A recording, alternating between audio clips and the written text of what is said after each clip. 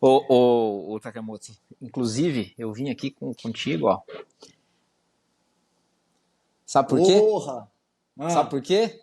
ah. 10º episódio, pô. Número redondo. 10. Oh, Parabéns, meu verdade! amigo. Um brinde. Ah! Caraca! É, mano, da hora. 10 episódios, bicho. Passou rápido, né? Cara, passou rápido. Hoje eu tava vendo um vídeo de um cara falando assim: às vezes o que você precisa na sua vida são só de 20 segundos de coragem. E sua vida muda toda. Eu lembro dos nossos 20 segundos de coragem quando eu parei na estrada, te liguei, falei, cara, tô ouvindo um podcast aqui e não fiquei pensando aqui, não tem algo nesse sentido de um artigo, de falar sobre isso. Vambora! Eu lembro de você mandando um áudio pra mim. Porra, vambora, bicho, tô dentro. O que você pensou? Já me manda aí. Foram os 20 segundos de coragem que a gente já tá no 10º episódio aí, ó. 2 meses. Ah, porra, massa, cara. É isso aí, bicho. O negócio começou e não tem tempo pra acabar, não, velho. Vambora, pra cima. Boa. Então, peraí, calma que eu brindei, tem que beber. Tem que beber. Eu não tenho bebida aqui pra beber, mas ó, dá pra comemorar sim. Que é No isso, dia velho? que eu saí de casa, minha mãe me disse, Ah, filho, vem porra. cá. Ô, A comemoração, trem bom. eu achando que você ia mandar um Indiana Jones, nós somos os caras da aventura, você manda um sertanejo, pô, um modo de viola. Moda de viola. No dia que eu saí de casa, minha mãe me disse. Crê em Deus Pai. Ó, Olá. você de óculos e eu bebendo, deixa eu pedir pro editor colocar um putz-putz de fundo.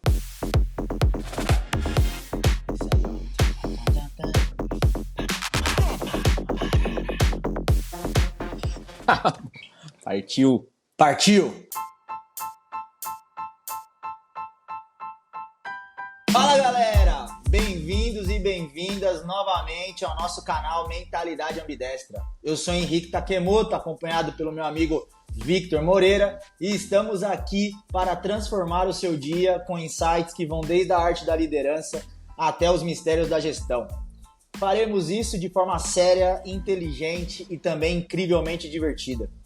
Prendam os cintos, porque vamos decolar em mais um episódio repleto de conhecimentos, risadas e, quem sabe, algumas revelações surpreendentes. Como vocês já me conhecem, meu nome é Henrique Takemoto, casado, futuro pai, empresário, empreendedor. Vitão, bola contigo. Fala, galera, como é que vocês estão? Tudo bem com vocês aí? Espero que sim. A gente aqui, 10º episódio, estamos bem pra caramba, negócio voando. O último episódio com a Ana D'Amico tá dando o que falar, viu, Takemoto? Recebendo vários feedbacks, então tá bom demais. Me chamo Vitor, vocês já me conhecem, eu sou especialista em autoliderança, líder, mentor de carreira e, claro, todo mundo tem me conhecido bastante agora como escritor, né, devido ao livro. Mas, Takemoto, hoje, e aí? O que nós vamos falar, cara? O que nós trouxemos aqui? Assunto polêmico ou assunto tranquilo? Ah, sempre assunto polêmico, cara. Polêmico no bom sentido, né, Vitão? Naquele assunto legal de conversar e a gente debater em cima. Nós não trouxemos convidados, dessa vez sou eu e você, mas no próximo, já até deixando aí um ar de suspense, vai ter convidado, mas esse aqui sou eu e você. Mas o tema, indiferente de termos ou não, é um tema que vai dar o que falar. Sobre dinheiro. Ih, rapaz. Ai. Mas vai, cara, acho que tem muita coisa legal, a gente, óbvio, sempre se baseando em artigos, né, que trazem profundidade pro tema, e esse aqui não é diferente.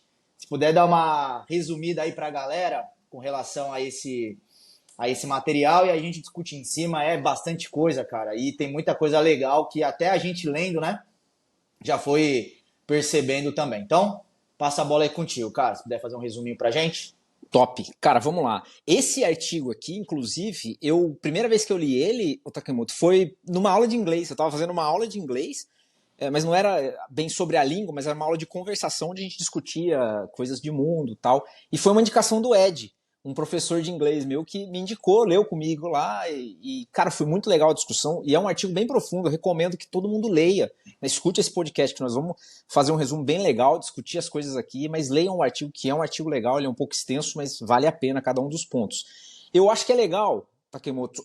O início dele resume sobre o que a gente vai falar. Porque ele começa falando que o Jack Welch, nem eu sabia, tá? O Jack Welch, o CEO da General Electric, famosíssimo, né? Ele teve um ataque cardíaco e quase morreu. Eu não sabia que ele tinha passado por esse evento. E o jornalista, até anotei o nome aqui, ó, Stuart Varney, foi entrevistar ele e logo depois disso perguntou pra ele já estava bem, né, tinha saído do hospital, perguntou pra ele, olha, quando você teve aquele evento do ataque cardíaco, você quase morreu, o que você pensou? Porque as pessoas falam que passa, né, tudo, a sua vida diante dos seus olhos. Qual foi a coisa que você pensou? Ele falou assim, cara, sabe qual foi a última coisa que passou na minha cabeça?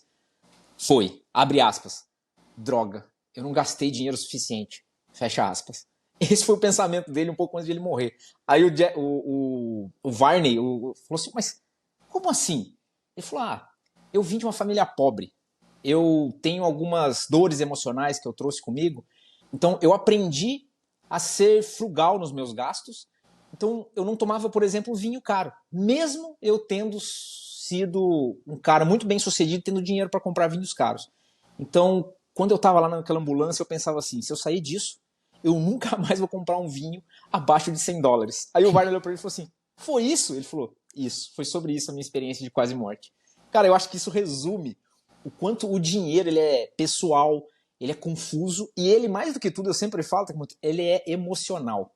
O dinheiro não é um ativo simples de lidar, porque, cara, ele mexe com a gente, ele mexe com as relações, ele mexe com o mundo, e o artigo mostra exatamente esse nosso comportamento. Ele fala o seguinte, para concluir, tenha ciência do dinheiro, investimentos, como investir, como gastar, como fazer orçamento. Né? Eu tenho a certificação em engenharia de custos, eu sei mexer com dinheiro na planilha, fazer matemática, mas tem uma parte qualitativa de comportamento que o dinheiro interfere, que ele chama não de ciência do dinheiro, mas a arte de gastar.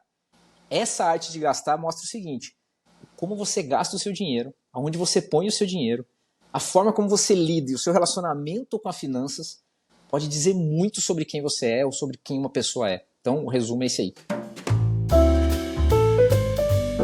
Boa, cara. E tem muita coisa profunda por detrás desse assunto, né? Eu acho que a gente acabou trazendo para cá também porque se conecta com praticamente todos os que nós falamos antes, né? Como que você vai falar de carreira, de liderança, de protagonismo, de propósito, se você não colocar também na mesa de discussão esse assunto?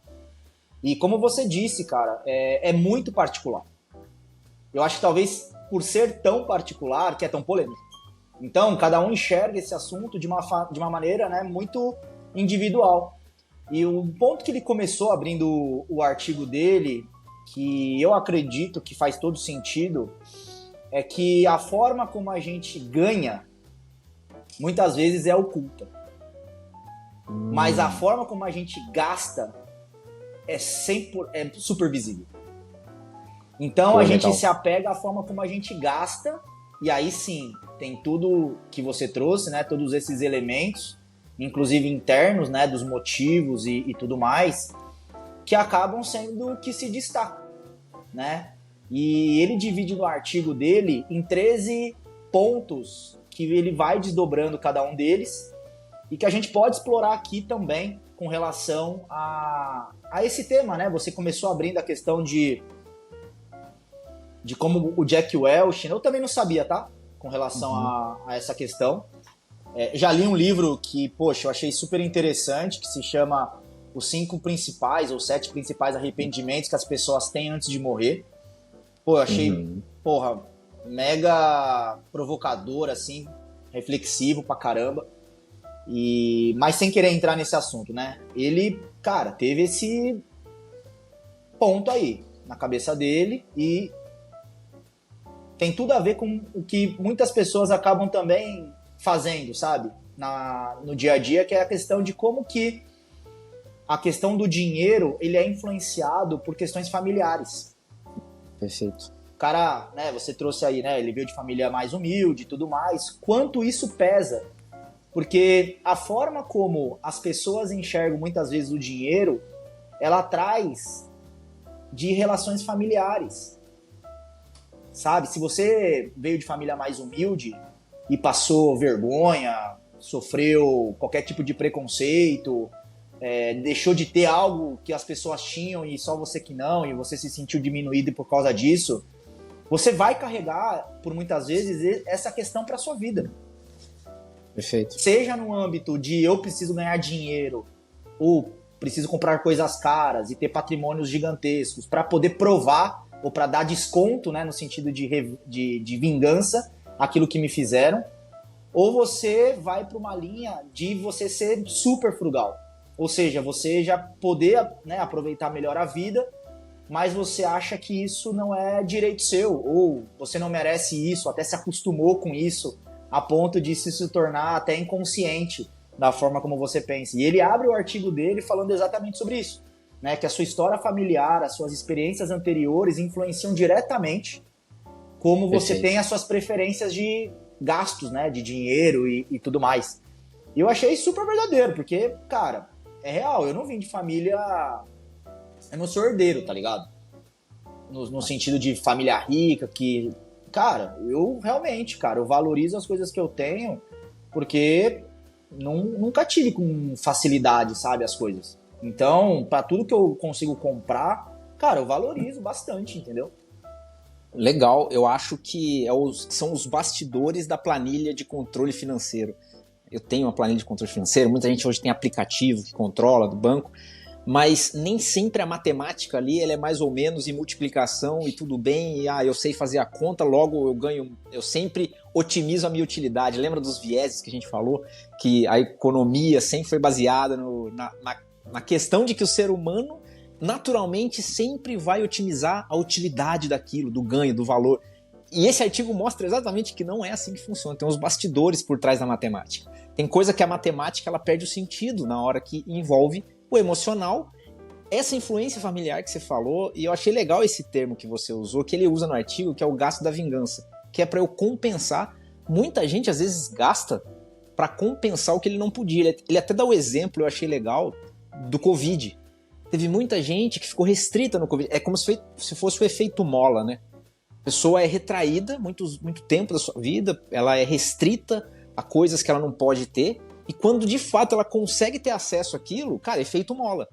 Ela gasta demais, ela quer sempre se provar, ela quer sempre, né, esse gasto da vingança, esse gasto compensatório. Então, cara, assim, a forma que a gente gasta não é matematicamente lógica o tempo inteiro.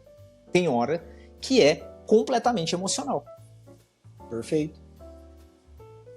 Por isso que vieses, né, tudo que a gente estava falando anteriormente, né, você acabou de citar de novo, muitas vezes inconsciente a gente faz.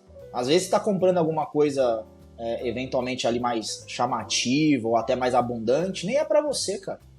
Você está comprando aquilo. Você nem feliz às vezes fica. Você não vê felicidade naquilo. Você só faz para que você tenha esse efeito externo daquilo que você está fazendo. Né? E aí você fica muitas vezes até preso nesse modelo mental, né? Perfeito. Cara, é legal, né? Porque daí puxa até o segundo item dele que ele fala lá. Isso que você falou é até uma frase que eu anotei do artigo que eu achei bem legal, que é o segundo item, né? Que ele fala sobre pessoas que são meio que reféns dos gastos, né? Põe lá, a tradução ao pé da letra, os enredados nos gastos, presos nos gastos. O que ele significa? Que pessoas que tornam gastar o centro e o núcleo da sua vida. Gastar é o que representa o que ela é e o que ela quer demonstrar. Ele até fala assim, são pessoas que em vez de construir uma vida utilizando o dinheiro para construir essa vida, a vida deles é construída em torno do dinheiro. Então, o dinheiro vira o núcleo, cara, não um meio. Não um jeito de construir a sua vida. E aí, cara, ele dá o exemplo de um cara bilionário que construiu uma casa lá, depois vocês leiam no artigo, Vanderbilt, eu acho o nome. Vanderbilt. Isso, boa. Família Vanderbilt. Construiu uma casa, uma mansão absurda, só porque ele queria gastar, porque aquilo ele achava que quanto mais ele gastasse ali, quanto mais ele tivesse uma mansão, quanto mais coisas ele colocasse ali, quanto maior fosse, aquilo traria prazer, traria valor para a vida dele. E na verdade ele nem ficava em casa, o cara viajava pra caramba, o cara tinha aquilo, mas aquilo não estava trazendo valor para a vida dele. E aí ele caía nesse looping que o Takemoto falou, né, Takemoto? Que em vez de ele ver que não estava trazendo valor, ele pensava o contrário. Não, se eu não tô sentindo alegria é porque eu ainda não gastei o suficiente. Então eu vou gastar ainda mais. Aí ele cai, cara, num loop, tanto que essa família faliu, né, cara? Se destruiu por causa disso aí. Então é um ponto importantíssimo esse loop. Pois é, e tá ligado diretamente com a questão da ambidestria, né, Vitor? Porque uma das coisas que a gente escuta são os extremos, né? Dinheiro é algo frugal, é algo mundano, ele não traz felicidade, nananana. E o outro é que dinheiro traz tudo, dinheiro me faz, né, ter mais coisas, dinheiro aí... Nananana. Ou seja, você só vive a polaridade de que dinheiro é bom e dinheiro é ruim. Só que, na verdade, o dinheiro é os dois no final do dia. Ele é bom e ele é ruim ao mesmo tempo. Depende da forma como você enxerga esse assunto.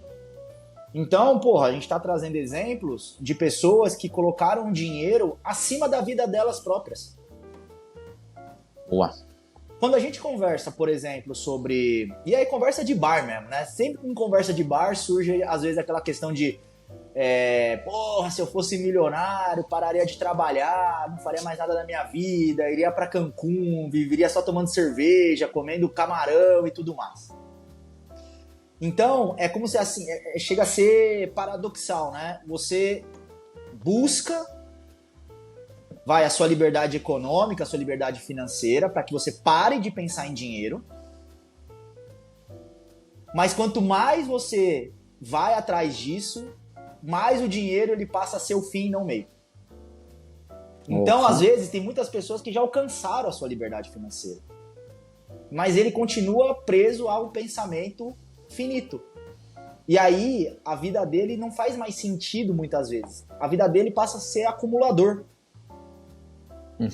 E aí a coisa passa a não fazer mais sentido, né? E aí essa questão de você não conseguir, depois de tanto tempo praticar, tirar um hábito é muito verdade, porque vira um hábito você pensar de tal forma, né? Exato. As heurísticas e os viés que a gente falou. Então, aqui não é diferente, né? O dinheiro, ele é libertador. Ao mesmo tempo que ele pode ser o seu pior castigo, a sua pior prisão. E ele continua sendo o mesmo assunto, ele continua sendo dinheiro. Muito bom, muito bom. Até porque o que você falou do paradoxo da ambidestria encaixou como uma luva. Porque a intenção, ele fala no artigo uma coisa muito legal, que qual é a intenção e por que a gente busca muito dinheiro? Por que as pessoas querem ser ricos? Para parar de pensar no dinheiro. Para que o dinheiro não seja mais uma questão. Por isso que as pessoas querem a independência, para que o dinheiro pare de ser uma questão, um problema, né? Ou a falta de dinheiro pare de ser um problema na vida delas. Só que elas começam a pensar tanto em dinheiro para alcançar um ponto onde elas não precisarão pensar, que o dinheiro vira o centro e elas nunca mais mudam esse mindset, essa configuração mental deles. E é isso que ele mostra. Tem gente que passa a vida inteira, e aí ele fala, né, de uma pesquisa que ele fez com os consultores financeiros, que os caras têm muita dificuldade de fazer com que pessoas que se aposentaram gastem o dinheiro que elas guardaram.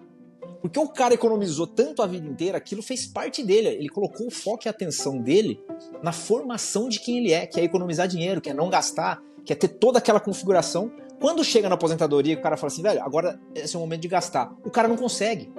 Ele não sabe nem como gastar, o mindset dele tá todo estruturado para economizar o tempo inteiro. Cara, achei muito interessante isso. Aí entra a ambidestria. O cara que chega na aposentadoria e não consegue isso é um cara que não viveu com o framework da ambidestria. É um cara que deveria ter lido nosso livro, pena que a gente não escreveu antes. Com certeza, vira parte da personalidade da pessoa. Exato. Olha que coisa realmente profunda, né? Quando há um desequilíbrio, e esse aspecto que você trouxe também, é verdade o oposto, né? No sentido de pessoas que vivem como o dinheiro, né, não fosse nada relevante, ou seja, tá eternamente também gastando e gastando e gastando e gastando e gastando e gastando, isso vira parte da personalidade dela. Isso não é racional, isso é 100% irracional, isso é emocional puro. E aí uma das coisas também que a gente tenta fazer com que a gente seja mais racional e a gente não consegue, sabe o que é, Vitão? A gente busca a conexão entre coisas materiais e coisas sentimentais. A gente tenta colocar preço em sentimentos. Só que a gente não consegue, velho. Quanto custa a sua amizade comigo e a minha contigo? Quanto custa em dinheiro? Impossível, meu amigo, impossível. Tem preço, não. Quanto custa um amor? Quanto custa a lembrança? Quanto custa a lembrança? Quanto custa? Não tem valor. Como é que você vai quantificar um sentimento? Aí o que você faz? Né? O que nós humanos, no final, fazemos? A gente tenta conectar a algo tangível. O que é um tangível aqui, às vezes, no nosso caso? Cara, é o livro. É o tangível. Quanto custa você vender o livro? Ah, agora eu consigo botar um valor nisso. Perfeito. Ou vender a marca, ou vender o nome. Talvez o livro fosse muito raso, mas quanto custa vender a marca? Vamos imaginar que a gente tá lá daqui 10, 20 anos na frente e a marca, cara, virou o elo de ligação em termos de amizade, né? Em termos de companheirismo e de luta em fazer esse trabalho nosso. Isso não tem valor. Quanto custa a marca? Nossa, podcast, ou seja videocast, seja livro, né? Que tudo vai virar em torno de mentalidade ambidestra. Quanto custa? Aí você tá botando um valor no sentimento. É isso aí. Às vezes, né? Não quer dizer que vai ser, mas fica mais tangível, né? Porque concordo, é o que ele fala, que a gente acaba que mistura ativo com a carga emocional, com o apego emocional daquele ativo. Ele dá o exemplo de um jornalista lá da Times que conta uma história que ele foi falar pra mãe dele vender a casa, né? Vende a casa aqui, mãe. Aí ela fala, não, eu não tenho apego nenhum com a casa. Eu não tenho apego com a casa. O que eu tenho apego é com tudo que a gente viveu nessa casa. Olha pra você ver, né, cara? Então, aí se misturou a casa com as memórias. Porque você falou, quanto custa as lembranças? Nesse caso, pra ela, quanto custa a casa? Porque a casa, cara, tava atrelada às memórias dela. E a gente faz muito isso. A gente põe uma carga emocional muito grande nas decisões matemáticas, financeiras que a gente tem que fazer. E aí entra, Takemoto, não sei se você já viu, né? Você vai lá ver vídeo do Thiago Nigro, vídeo da Natália Arcuri, de finanças, o pessoal. Cara, a maioria sempre vai naquele ponto de não compre uma casa, porque não vale a pena. E coloca na planilha, faz um cálculo de VPL, juros, quanto que você investir, quanto que no tempo. Cara, matematicamente tá óbvio, quando você olha, que comprar uma casa é furada, financiada aos juros lá, porque se você pegar o dinheiro da casa e investir, é muito melhor pra você viver de aluguel. Tá lá, matematicamente tá provado. Por que as pessoas continuam comprando casa? Porque não é só uma decisão matemática. Existe uma decisão emocional para aquilo.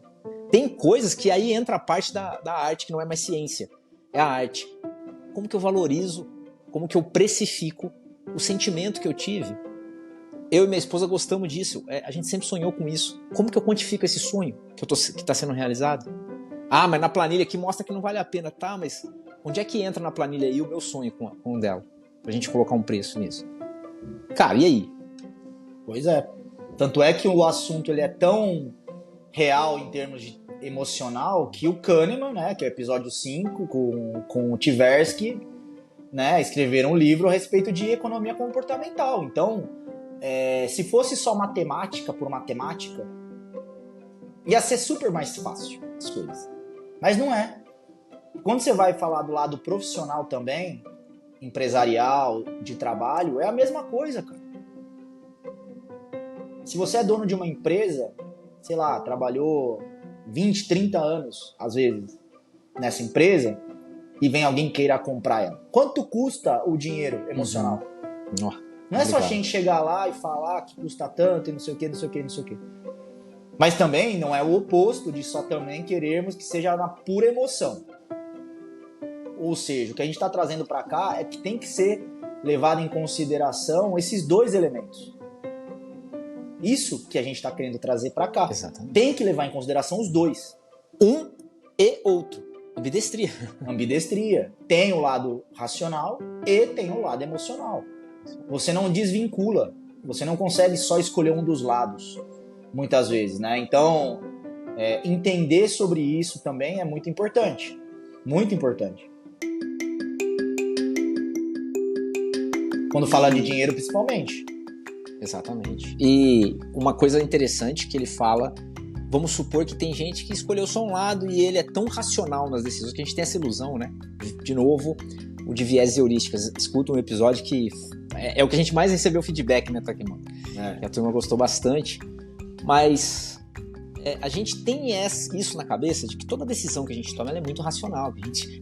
Quando eu for comprar uma casa, eu vou ser racional, vou ver se vale a pena alugar, e nunca é. Quando a gente vê, a gente tomou uma decisão que a parte emocional tomou conta em vários momentos. Só que tem pessoas que às vezes conseguem dominar isso, realmente só vai lá, ganha dinheiro, fica milionário, mas cai numa questão que ele fala no artigo que eu achei sensacional, que é o item 5 lá do artigo, quem for ver, que são as pessoas que diminuem a alegria conforme vai aumentando seus rendimentos. Quer dizer que dinheiro vai deixando infeliz? Não, não é isso. Aí eu vou voltar, porque você já falou, você explicou isso lá atrás. A pessoa começa a ter a possibilidade de comprar tudo. Então dinheiro não é mais problema. Tudo que ela quer, ela pode ter. Então ela não valoriza mais nada do que ela compra. As coisas vêm tão fácil que perde o valor. Porque o valor das coisas também está no quanto você luta para tê-las.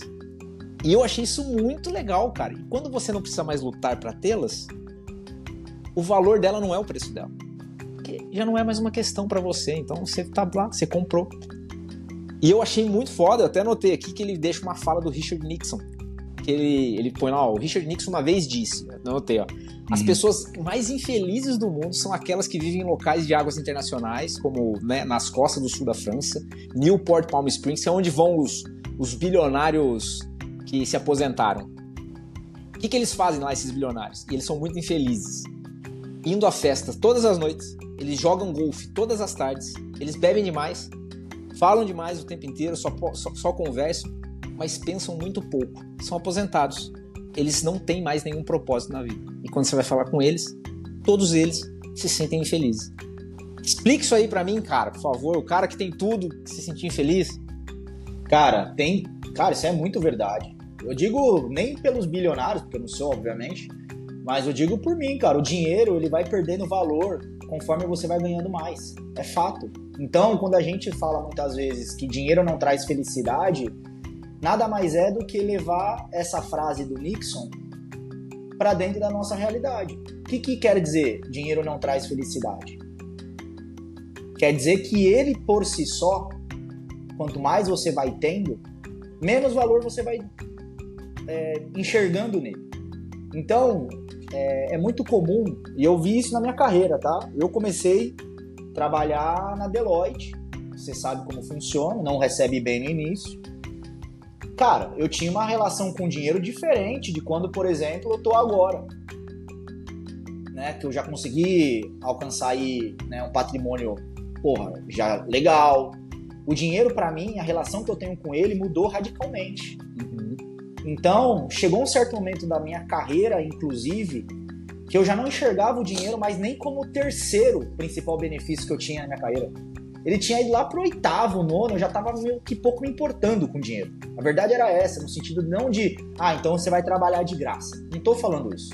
Eu tô falando que a importância do dinheiro para a minha vida foi perdendo valor conforme eu fui evoluindo, né? Fui avançando na minha carreira e, consequentemente, na minha vida.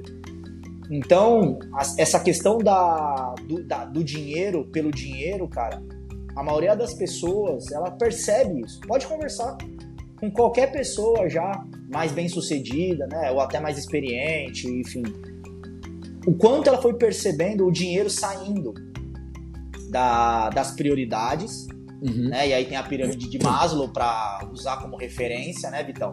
Que fala que a gente primeiro quer atender as nossas necessidades básicas, depois você vai indo para uma linha mais subjetiva, né? Mais propósito e tudo mais. Que é verdade, quando você alcança uma questão financeira que para você é uma quantidade suficiente para você viver uma vida confortável, de encontro aquilo que você quer e gosta e tudo mais, ela passa a não ser mais tão prioridade para você.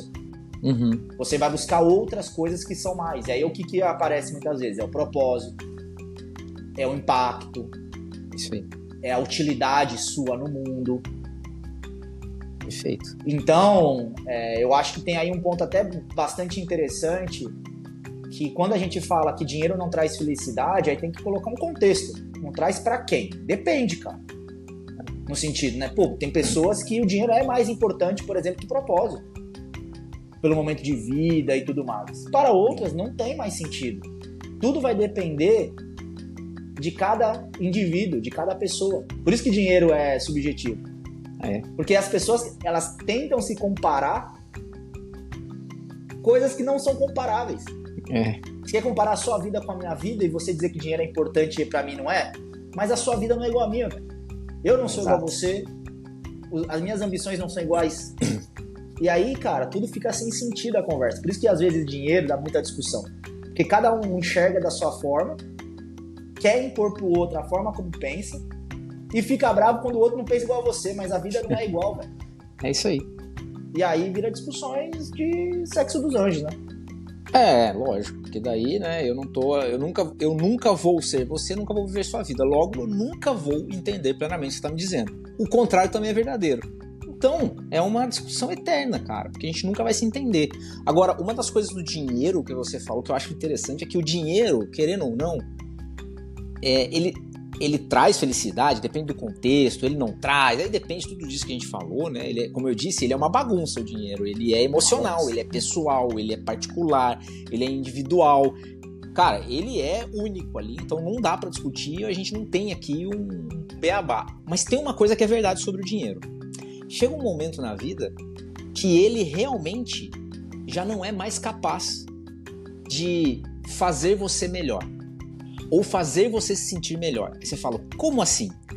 Vamos supor que você é um bilionário. Você tá quase lá, né, Takemoto? Mas você é um bilionário, vamos supor que você já chegou lá. Né? Pode só quase todos os zeros aí, tá doido, filho. Então, você é o bilionário. Eu sou milionário.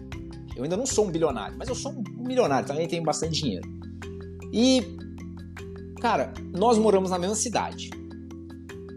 Nós dois, você é muito mais rico do que eu. Mas quando nós formos jantar, levar a nossa família pra jantar, você vai levar aonde? No melhor restaurante da cidade. Eu vou levar aonde? No melhor restaurante da cidade. Então, tem um limite. O melhor restaurante da cidade ele é frequentado tanto por mim, que sou milionário, quanto por você, que pode ser trilhardário. Você tá ficando cada dia mais bilionário, mas o restaurante da cidade é o mesmo. Os nossos filhos vão estudar onde? Na melhor escola da cidade. O seu filho vai estudar numa escola melhor que a minha? Não. A mesma escola que você paga, porque tem um limite do que o mundo ele oferece, é o mesmo que eu já alcancei também. Então, por mais que você seja muito mais rico do que eu, as coisas que o mundo tem a oferecer, ela tem um limite. Quando você atinge esse limite, é aí que você entende que o seu propósito nunca foi atingir esses limites. O seu propósito tem que ser acima disso. É por isso que o Bill Gates, ele já tá no melhor de tudo, ele tá no limite de tudo do mundo. Mas para ele é ajudar pessoas, é fazer aquelas doações que ele faz, é ir pra África lá para tentar acabar com a fome. Cara, aí é que entra o propósito. O mundo ele vai ter um limite e o dinheiro ele só pode atingir esse limite. Depois disso, é você com você mesmo, meu amigo. Se você não tem esse propósito, se você não tá preparado para isso, vai ficar infeliz. Pois é. E aí volta de novo aquele início que a gente fez, né? A gente faz, às vezes até mais para mostrar para os outros do que para nós mesmos. Uhum. Né? Então, essa questão de ficar se comparando, essa questão de ficar realmente querendo demonstrar através dos seus gastos como que você é, você tá falando para os outros. Você não tá muito preocupado às vezes em você. Ou quando tá, você tá mais preocupado com você e os outros estão cagando. Às vezes tá tão lá neurado, né? Porra, paranoico lá com o assunto, né? Com relação a que as pessoas vão pensar e tal. As pessoas estão cagando pra você, velho. Elas estão vivendo a vida delas. Exato. A única pessoa que se preocupa com você é você mesmo. É nesse nível, obviamente, de preocupação. Óbvio que a sua família tá preocupado, mas no seu nível de preocupação com você mesmo, a única pessoa que tá nesse nível é você, com você. Exatamente. Então, cara, esse é um assunto que é muito engraçado, cara. Essa questão de que você falou, que a gente às vezes, por que a gente quer conquistar dinheiro? Ele fala isso no artigo, um dos pontos, acho que é o item 9. Ele fala que a gente quer conquistar a admiração das pessoas, por isso a gente quer ganhar muito dinheiro, ter posses, a gente começa a se cercar de coisas materiais para que as pessoas, olhando para o nosso exterior, para aquilo que a gente está construindo em volta ali, nos admirem, que a gente quer essa admiração das pessoas. Só que as pessoas, como você disse, elas estão cagando pro que a gente compra. Elas não estão nem aí. No máximo elas vão comentar numa tarde, olha que carrão, e acabou. Você não vai virar assunto do almoço de família de ninguém não, meu amigo.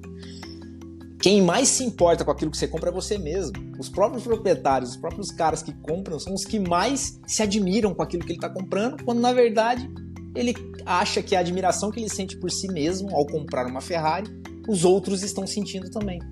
Não estão. Admiração, aí ele fala no artigo, muitas vezes ele até fala, ele deixa lá um trechinho da carta que ele escreveu pro filho dele, né, o filho dele crescer para ler. Ele fala, olha filho, eu sei que você sempre vai buscar admiração e o respeito das outras pessoas, mas aprenda uma coisa, a admiração e o respeito das outras pessoas não tá no carro que você compra, não tá na faculdade que você for fazer, não tá no quanto você pode comprar ou ganhar de dinheiro, tá em como você é como ser humano e o quanto você também olha para as pessoas e admira e respeita elas. Achei interessante pra caramba, cara. Entra de novo um lado emocional que interfere totalmente no dinheiro e como você gasta. Perfeito. E aí é questão de mentalidade, tudo uma questão de maturidade, repertório, né? Porque não tem nada a ver com questão de idade. Quando a gente fala desse assunto, ele não está sendo dito para um público específico. Todo mundo, sem exceção, tem que lidar com dinheiro. Sim. Então, mesmo quando a moeda corrente, né, o papel, ele não existia, já existia dinheiro. É a forma como as coisas elas são comercializadas, né? As trocas são feitas e tudo mais. E quando você coloca o dinheiro como sendo uma variável de qualquer assunto, seja ele qual for, de discussão, é engraçado como as coisas começam a ser distorcidas. Elas vão se distorcendo só por você ter colocado dinheiro no meio. Botou Total. Dinheirinho no meio, pronto. O negócio muda completamente. Porque, de novo, dinheiro não é racional. Dinheiro é emocional. E quando bota dinheiro, o que você está fazendo com todo mundo? Botando a emoção de todo mundo ali dentro. Aí entra inveja, entra questões familiares, aí entra luxúria, entra ganância, entra ambição. Cara, só por você ter botado dinheiro. Quer dar um exemplo, Vitão? Ó, exemplo prático. Experimente. Você gosta de jogar poker? Cara, não sei jogar, mas via meus amigos jogando muito na República. Legal. Não precisa ser poker não, tá? Qualquer jogo que você faz apostando feijão é diferente do mesmo jogo sendo jogado valendo dinheiro. Entendi. Quando você coloca dinheiro na mesa, pode ser R$1, velho. Não interessa a quantia. As coisas mudam, velho. O seu receio muda. O seu apetite a risco muda. A sua forma de tomar decisão muda. E às vezes você está falando de R$1. Porque aquele ambiente que você colocou um dinheiro ali é para tornar aquele ambiente real. Você concorda comigo? A gente fazer, sei lá, vamos jogar poker. E para você jogar custa R$10 para cada um. Você concorda que R$10 não vai mudar a vida de quem vai estar jogando? Sem dúvida. Nada. Mas você vai tratar aqueles R$10 como se fosse R$1 milhão. Você conta centavos. Você conta 10 centavos. Você conta. Você fica com medo de perder 10 centavos. Tem noção disso? 10 Muito centavos. Muito bom. No final, você pode até ter ganhado o jogo. Beleza, você ganhou R$50. Isso não vai mudar em nada a sua vida. Mas o sentimento dos R$50, ele não vale R$50.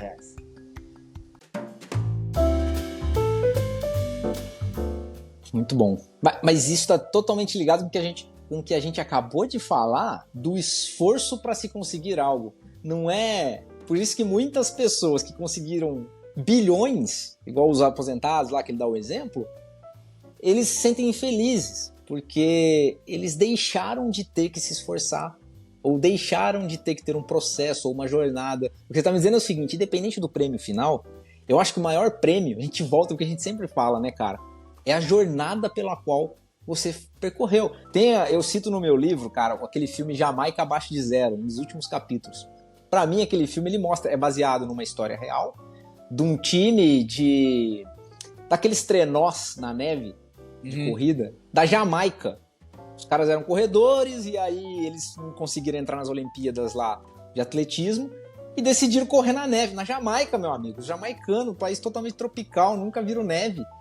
Eles falaram, não, nós vamos entrar nas Olimpíadas de Inverno, vamos treinar pra isso. E aí eles têm toda uma jornada no filme ali. Aí você vai assistir no filme, quem não conhece a história real, você fala, pô, eles vão ganhar, olha como eles se esforçam. Olha a jornada linda que eles estão percorrendo. Olha o quanto eles estão aprendendo e viajam pra lá e sofrem. Quando chega ao final, eles perdem. Eles perdem, capota lá, ainda é spoiler, né? Mas é um filme de 30 anos. 40, exatamente. Quem não assistiu até agora, fica o spoiler aí. Cara, eles levantam, carregam o carrinho no ombro e o pessoal começa a aplaudir. Naquele momento você entende que a vitória deles não era a medalha de ouro, cara. A vitória deles foi toda a jornada que eles percorreram, quem eles se formaram ao longo disso. Então eu acho que o valor da jornada é muito mais importante do que esse prêmio final que você falou ali, se for R$50, se for um real, porque você tá valorizando a jornada em si. Isso aí. Cara, esse filme é tão antigo, mas tão antigo que quando ele passava no Vale a Pena Ver de Novo, o Vale a Pena Ver de Novo já era antigo pra caralho. Ou seja, o negócio ele foi... Nossa, esse daí é antigo, hein? Mas é verdade. Ele é o segundo mais passado no Vale a Pena Ver de Novo depois de Lagoa Azul. Caraca. Pô, a gente tá velho. Isso é a prova viva da nossa idade. Não, mas eu vi no YouTube isso aí. Eu não sabia. Não. Isso aí eu vi, entendeu? Eu tô estudando o passado, como foi. Nem sei o que Vale a Pena Ver de Novo. Entendi. Cara, mas assim... Fala. Não, diga aí. Manda bala. Não, eu ia até conectar essa questão relacionada à percepção de valor, né? Eu dei um exemplo aqui com relação ao efeito que um valor pequeno pode parecer grande dependendo da situação. Boa. Foi o exemplo que eu dei, certo? Ok. No entanto, o próprio artigo também nos traz um efeito reverso, que é quando a gente prefere focar no pouco ao invés do muito, que é a questão das perguntas, né? Ele traz que os seres humanos, né, as pessoas de forma geral, elas ficam muito mais preocupadas em responder e fazer perguntas de $3 do que de $30 mil. Boa. Que é o efeito inverso, né? Então, trazendo aqui para a galera, né, o que ele fala lá naquele artigo, eu achei super interessante. Que ele criou um experimento fictício, né, com relação à tomada de decisão quando tem dinheiro envolvido. E aí eles tinham ali um público para tomar decisão e tinham 3 opções, né, 3 tomadas de decisão. A primeira tomada de decisão era com relação a um reator nuclear, se aprovaria ou não a implantação de um reator nuclear de $10 milhões. Essa era a primeira decisão. A segunda tomada de decisão era se eles iriam ou não implantar ou fazer algumas reformas de $400 em um galpão bicicletário, para bicicletas. Essa é a segunda tomada de decisão. E a terceira era como eles iam gastar $20 com relação a bebidas para os funcionários nos momentos de descanso. O experimento começou.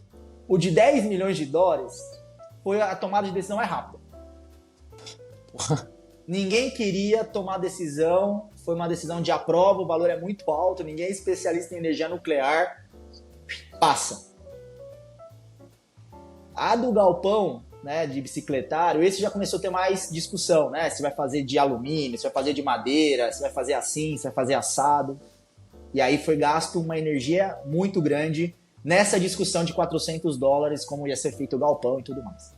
Todo o restante do tempo, que representou algo em torno de 2/3 do tempo dedicado, foi para discutir o cafezinho. Qual era o tipo de café que ia ser usado e ia ser dado no momento de descanso dos funcionários? De $20. Caramba, cara. Muito bom. Muito bom. Ou seja, a percepção, né, a quantidade de atenção que um problema recebe é o inverso da sua importância. Essa foi uma lei, né, lei da trivialidade de Parkinson. O cara falou isso. Porra, velho, eu achei sensacional, porque é muito verdade. Muito Quer verdade. estragar uma tomada de decisão dentro de uma empresa? Mistura cafezinho com se vai comprar uma empresa ou não. O cafezinho ganha fácil. Exatamente. Todo mundo quer dar pitaco no cafezinho. Todo mundo sabe de café. É isso. Mas você lembra que no último episódio, ou penúltimo, né, o último foi com a Ana, o penúltimo, que eu falei sobre o Level of Control, que é aquela questão do distanciamento que você tem das coisas? Aqui, para mim, claramente é a aplicação disso. Quando você vai decidir sobre um projeto nuclear, radioativo, que ninguém entende, foguete, tá tão distante de mim que eu sinto que aquilo não vai me impactar tanto. Então eu tomo uma decisão mais rápida. Eu tomo uma decisão mais, quando chegar, ou eu não sei o que passa na cabeça, não sei explicar. Agora, quando é algo que está muito próximo e que eu tenho a sensação de que eu entendo muito daquilo, cara, aí eu começo a querer dominar aquilo. Eu tenho essa falsa sensação de controle. Pô, agora eu controlo isso aqui eu entendo, isso aqui eu consigo economizar, ajustar, tal. E nisso a gente acaba economizando, ele até fala isso, né? Economizando no cafezinho e deixando passar os grandes rubricas de custo da nossa vida. Ninguém para e discute ou pensa consigo mesmo, cara, eu preciso economizar para minha universidade. Cara, a universidade é um negócio que vai mudar a sua vida, o curso que você vai fazer, a faculdade que você vai fazer, principalmente nos Estados Unidos, lá, que caríssimos, né? A gente aqui ainda tem as federais ali, mas, cara, ninguém para pensar exatamente em grandes coisas da sua vida e de que forma você vai se estruturar nisso. Mas eu vejo alguns amigos subindo que, cara, no cafezinho o cara economiza. Na coisinha pequena, não, isso aqui eu não posso gastar. E aí, cara, será que tá certo? Esse é um viés, né? Querendo ou não, acaba sendo um viés, né? Eu acho que é uma heurística criada na nossa cabeça que a gente acaba fazendo isso, focando nas coisas que estão bem próximas da gente para ter a sensação de que, não, eu tô economizando, eu tô cuidando da minha vida financeira.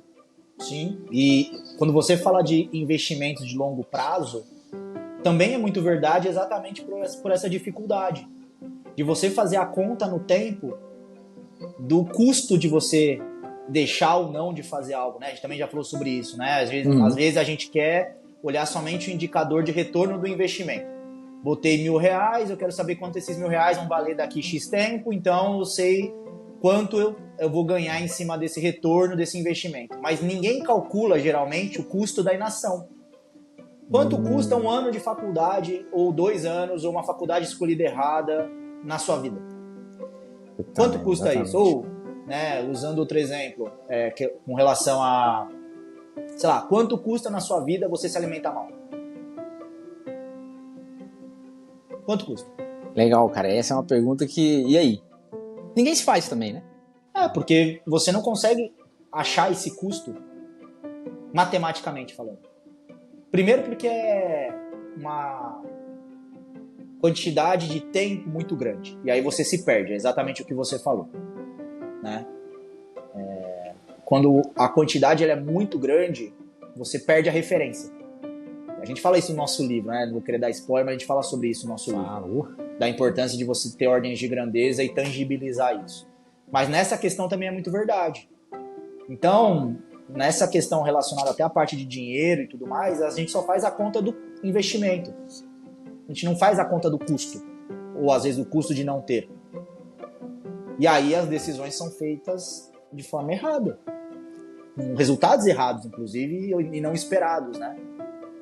Pô, que legal. Nessa linha, inclusive, isso vai muito ao encontro daquilo que você sempre fala do jogo infinito, quando você falou do montante e do longo prazo. Porque ele cita no artigo uma parte lá que ele fala assim, ó, a maioria das formas, a maioria do gasto, da forma que a gente impõe dinheiro em alguma coisa, ela tem 2 propósitos e só. Né? Na maioria das vezes, ou você quer trazer alguma utilidade para sua vida e por isso você faz aquele gasto, aquele investimento, ou você quer sinalizar algo para as pessoas. Cara, desses 2 propósitos, o que traz sempre maior utilidade ou uma utilidade mais palpável, ou você mostra coisas para as pessoas? Coisas de curto prazo.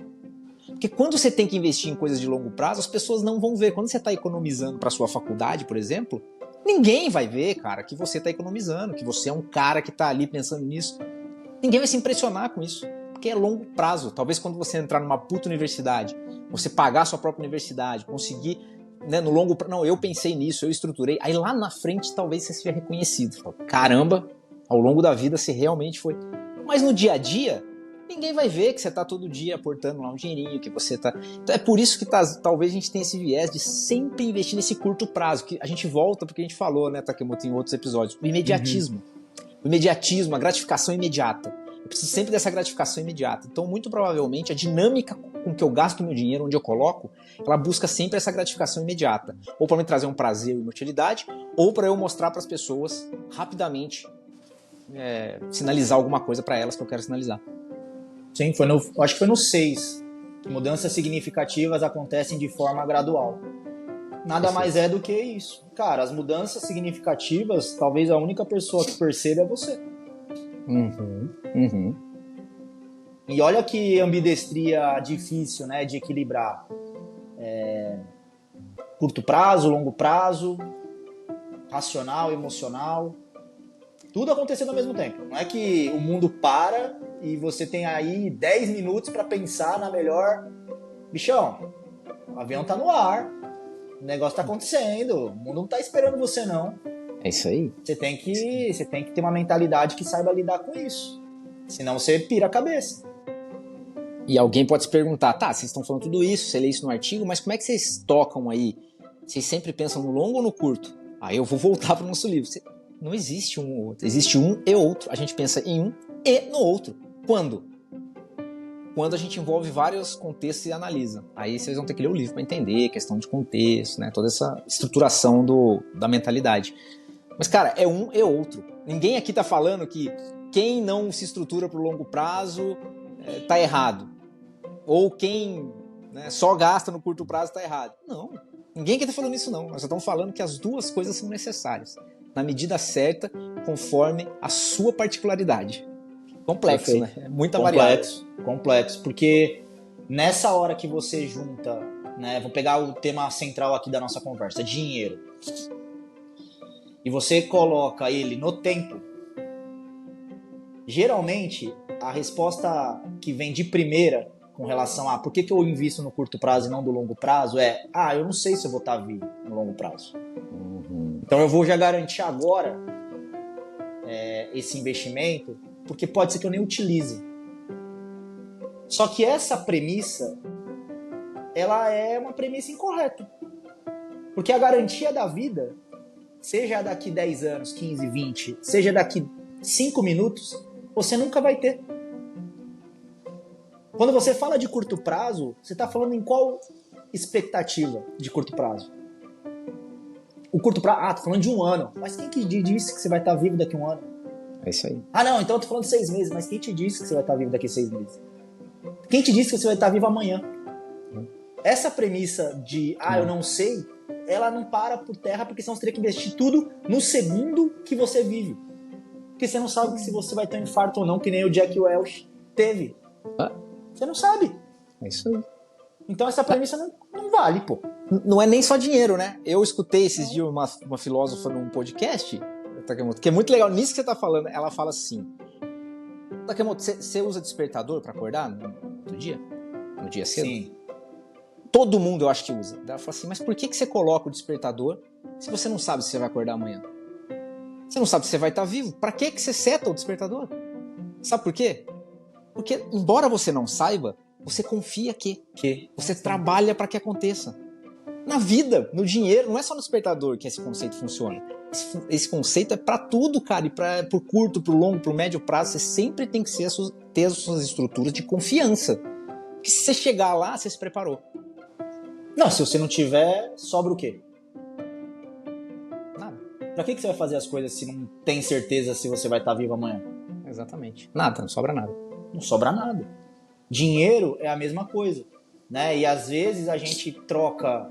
Às vezes não, a gente troca, né, tempo por dinheiro. E quando a gente gasta muito tempo, a gente precisa mostrar que ganhou muito dinheiro para se auto-justificar o tempo que você gastou. Ó, interessante. Muito bom esse aí. Então, é verdade. Quer ver um caso prático? Ele menciona também no artigo, mas, porra, isso é mega conhecido, né? Galera que trabalha com investimentos, né? Bancos de investimentos e tudo mais. Que os caras trabalham alucinadamente, não descansa, vai até madrugada e depois que ganha, seja o que for, né? Um deal, sei lá, alguma coisa que eles estiverem trabalhando, eles vão lá e torram o dinheiro inteiro. O que é esse comportamento? É para demonstrar que todo esse esforço compensou.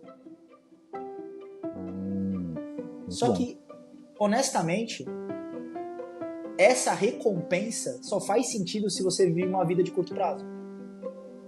Concordo. Para quem vive uma vida visando o longo prazo, a perpetuidade das coisas, a mentalidade infinita, e ela já tá feliz com relação à troca, tempo e dinheiro, você concorda que ela não precisa disso? Uhum.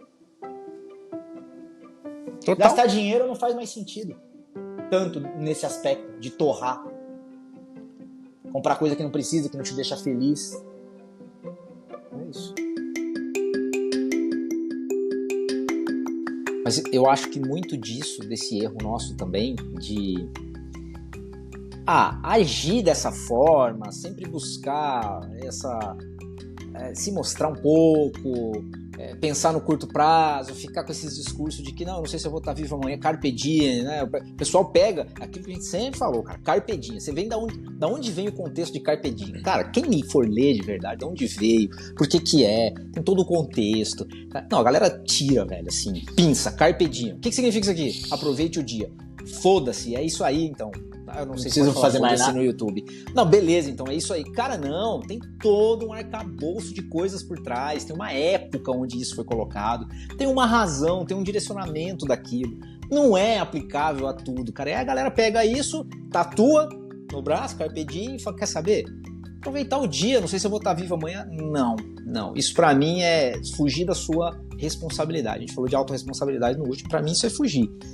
E muito disso acaba se espalhando, sabe, Takemoto, eu vejo, porque o discurso da galera é esse, cara. Pessoas que ganharam a vida diferente disso vendem isso. E eu acho de uma hipocrisia absurda, cara. Pessoas que trabalharam pra caramba, pessoas que se estruturaram de uma outra forma, vendem o contrário do que eles fizeram. Eu estava escutando esse dia uma entrevista, o cara falou assim, 90% que essa galera de alta performance, de financeiro, sucesso, fala pra vocês fazerem, não façam, porque eles não fizeram. Foi no G4? Acho que foi no G4, que o cara fala, trabalhe 4 horas por dia, trabalhe inteligente. Eles não trabalharam inteligente, eles trabalharam duro. Eles trabalharam não sei quantas horas. Se vocês fizerem o que eles estão falando agora, vocês não vão chegar onde eles estão, porque eles não fizeram. Entra numa banheira de gelo. É esse? É esse aí. É o G4? É do G4 mesmo. Entra numa banheira de gelo, não sei o que, faz isso.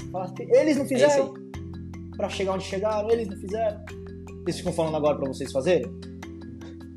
Exato, e aí, pô, cara. É uma parada que, tipo, a pessoa... Assim, e a gente falou bastante sobre a questão do episódio com a Ana. Galera, tenha bom senso, brother. Você é inteligente, você que tá escutando a gente, você é inteligente. Você sabe que o cara te mandar entrar numa banheira de gelo não vai te fazer rico. Não vai te fazer rico. Você é inteligente, você sabe disso. Agora você precisa se perguntar por que você acredita. Racionalmente não é, eu tenho certeza. Agora, vá entender os porquês. É isso. Por que você quer ficar rico? Faça essa pergunta de $30 mil. Por que você quer ficar rico? Pra que você quer? O que você acha que você vai fazer com esse dinheiro? É mais qualidade de vida? Então, às vezes, você não precisa de 30 mil. Às vezes, você precisa de 15. Às vezes, você entende? Então, esse é um ponto que também é muito importante. Pra que você quer? Porque todo mundo tem.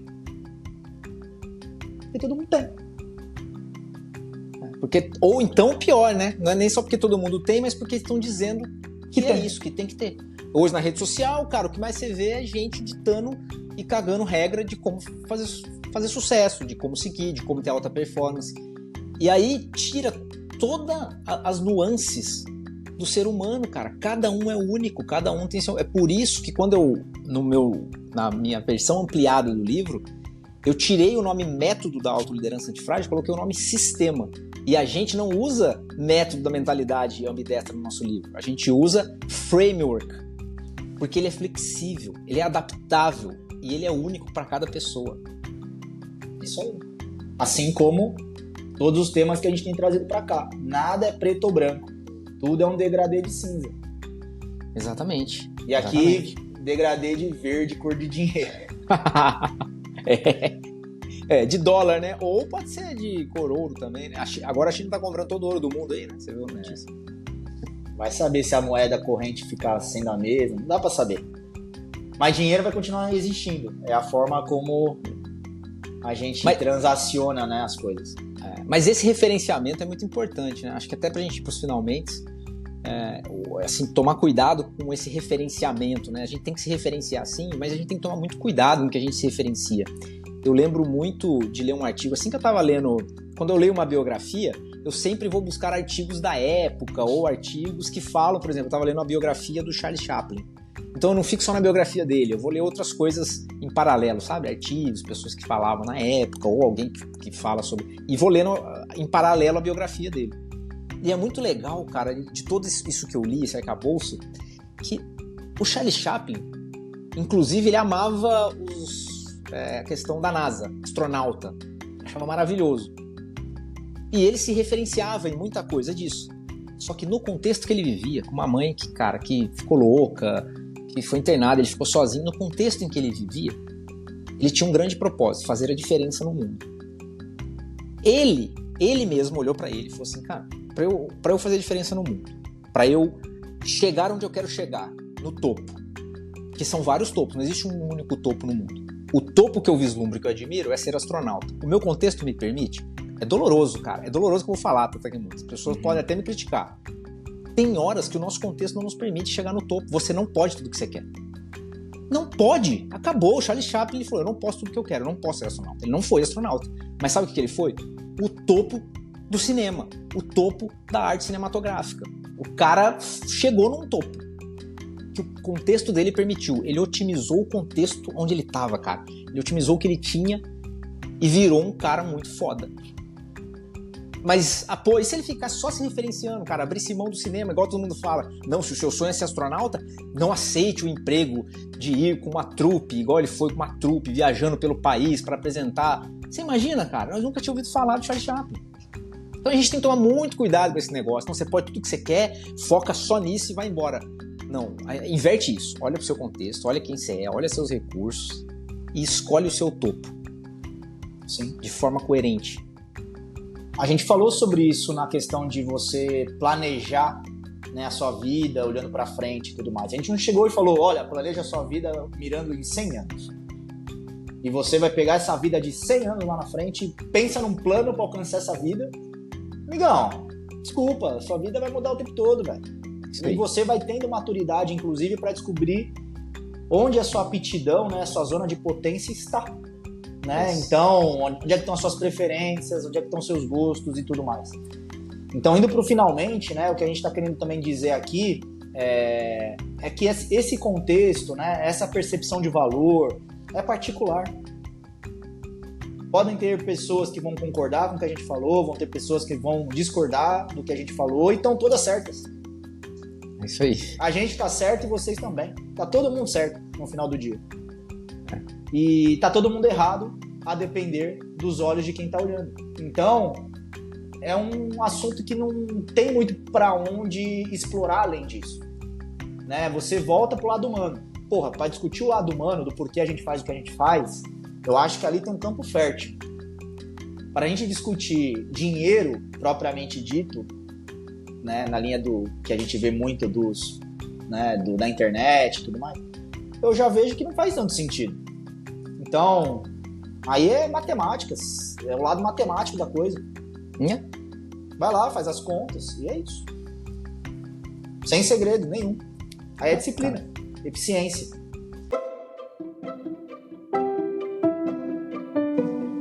Perfeito. É isso aí, cara. Porque sucesso, no final das contas, como eu sempre falo, né? Tá lá no meu livro, inclusive, sucesso, ele não é um lugar onde você vai chegar. Sucesso é toda a jornada. Eu sempre falo que a gente deveria mudar, igual no inglês, né? Que tem o succeeding, que eu consigo fazer do verbo sucesso no inglês, né? Não é verbo no português, mas no inglês succeeding. Ele é um verbo. Eu consigo fazer ele transitar, eu consigo estar sucessando, né? Então eu sou a gente revisa. A próxima vez que revisar a língua portuguesa, vamos transformar sucesso num verbo, beleza, galera? Transitivo. Daí a gente consegue usar, em vez de ficar assim, atingir sucesso, não sei o quê. Não, busca sucessar. Você está sucessando? É um negócio, cara, dinâmico, que acontece o tempo inteiro. Para com esse papo de que um dia eu vou alcançar o sucesso. Você está sucessando se você estiver fazendo. Se você estiver ouvindo nosso podcast, fazendo o que o Takemoto tá falando pra você fazer, se você comprar nosso livro quando a gente lançar, pronto, aí você já está sucessando. Boa. Vamos pros finalmente, então? Fechar esse episódio, cara. Passou voando aqui, 1h10. Boa, bora. Fecha aí, faz um wrap-up aí, que como eu fiz o resuminho do Jack Welch lá, faz esse wrap-up aí, cara, pra nós. Tá, vou pegar então um gancho desse finalzinho aí que eu falei, né? Dinheiro, ele é individual. Esse é um primeiro ponto, ele é particular, ele é confuso. Boa. O dinheiro, ele pode perder no valor quanto mais você vai tendo. Dinheiro, ele é uma moeda que a gente utiliza para transacionar as coisas, então tem que saber lidar. E principalmente, eu acho que quando a gente fala da questão de dinheiro, é muito mais sentimento do que razão. Então, toda vez que você pensar em conversar ou expressar suas opiniões e ouvir a dos outros, sempre tem em mente de que tem sentimentos ali. Então, não é somente notas e moedas. Boa. Lembrem-se dos bastidores da planilha, cara. A planilha de Excel aí que você calcula seus gastos, ela é só o superficial. Os bastidores ali que o Takemoto falou. Excelente, cara, excelente. Pra mim, fechou. Acho que a gente pode só encerrar, Takemoto. Queria te perguntar se por um acaso você tá lendo algum livro, se você tem você assistiu alguma série ultimamente que linka com o que a gente fala aqui, que você falou, pô, valeu a pena, assiste isso aí que é legal, lê esse livro que é bacana, pra dar uma dica cultural pra turma aí. Legal. Cara, de livro, eu só tô lendo livro de bebê. Boa. Tô lendo um aqui de bebê. Acabei de ler um, agora tô lendo outro. Então, livro, nesse momento, não muito. Pesquisando muito por causa do nosso livro, mas eu acho que não seria o que recomendaria. Mas eu assisti uma série muito legal, cara, no Netflix. Cara, eu não vou lembrar o nome, mas foi do acidente da usina nuclear de Fukushima, que teve uma tsunami, e aí a tsunami causou uma reação da usina, né, explodindo, né, teve, toda uma questão relacionada à parte de exposição química, né, da área, e aí o Netflix fez uma série contando como é que foi esse processo. Aí são 8 episódios que eles contaram tudo que foi acontecendo, desde a tsunami até, de fato, a interdição da planta, né? Acho que até hoje eles estão tentando limpar lá. Eu achei super legal, porque tem tudo a ver também com o que a gente está dizendo, né? Como as coisas, elas são bem diferentes entre a teoria e a prática. Então, tá aí um bom documentário, cara. Eu achei interessante, cara. Reflexivo, assim. Deixa eu até ver aqui, vou ver se eu acho aqui o nome pra falar enquanto você fala aí. Tá. Excelente. Eu vou ver, inclusive. Manda o nome aí que eu quero assistir. Cara, eu vou deixar um livro recente, que eu terminei recentemente aí, tem umas 2 semanas, que eu acho que vale muito a pena, que a gente falou muito do Tversky lá e do Kahneman, que fez sucesso, e tem um pupilo deles, que estudou com eles, foi um aprendiz deles lá, e ele fala sobre a mente organizada, né? Como você organizar o seu dia, como você organizar a sua mente, como que funciona essa ciência da atenção, como que você coloca suas memórias em coisas externas para poupar a sua própria memória, cara. Então é muito legal, né? Criar checklist, criar os affordances que ele fala, cara, né? Criar coisas físicas na sua casa que te ajudam a poupar a sua memória, a não perder as coisas. Cara, é excelente, assim, o livro. Ele é bastante técnico, assim como o do Kahneman mesmo. Então ele dá muita questão de pesquisas, como é que funciona, fala do cérebro, mas é muito legal. Então, a mente organizada aí. É Daniel Levitin, ou Levitan, eu não sei como é que pronuncia. Os caras têm uns nomes que a gente nunca sabe pronunciar, né? Pô. Ó, eu vi aqui, o nome do documentário chama 3 Dias que Mudaram o Mundo. Não, 3 Dias que Mudaram Tudo. 3 dias que mudaram tudo, beleza. Maravilha. Então Boa. é isso, cara. Vamos que vamos aí. Passa nosso e-mail pra galera e suas redes sociais. E eu já passo a minha. E também a rede social do Mentalidade Ambidestra, que agora a gente tá com o Instagram bombando lá também. Boa. A gente vai ler algum e-mail hoje ou não? Não vai dar tempo. Acho que melhor não. A gente não vai dar tempo. Eu tô pensando em a gente fazer alguns específicos para leitura de e-mail. Tá. Boa. Legal. Que aí a gente não acumula. Bom, e-mail podcast mentalidadeambidestra@gmail.com. Rede social do podcast, né? Da Mentalidade Ambidestra. Então, @Mentalidade Ambidestra. É do canal nosso. Sim. Falando das minhas agora. No Instagram @henrique.takemoto e no LinkedIn Henrique Takemoto. Excelente, cara.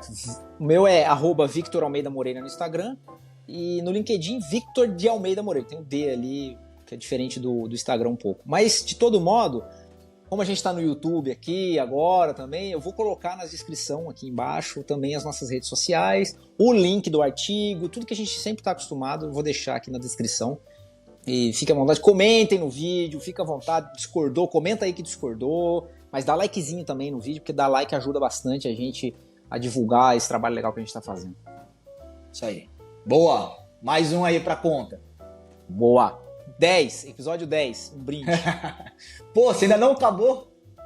Não, já acabou, já foi embora, rapaz. Caraca, eu falei, meu, cara, o mais lerdo de beber de cerveja do universo. Uma hora e 10 tomar uma cerveja, uma long neck. Que isso, rapaz, eu sou da UFOP, me respeita. A universidade é onde as pessoas mais aprendem a beber. Pô, eu Corta parei isso de aí, beber. corta isso aí, editor. Vou queimar o filme da UFOP. Ó, tamanho do meu copo aqui. Parou de beber. O cara que fala que parou de beber, pega um copo fosco pra ninguém ver o que tá dentro, meu amigo, o cara com certeza tá bebendo alguma coisa ali, né? Eu parei, velho, eu juro. Real. Quanto tempo? 3 meses. Já. E O dia que eu saí de casa, minha mãe me disse. Pega essa. você tá meio agroboy, cara. Bora. Motor, valeu demais. Até mais. Vamos que vamos, cara.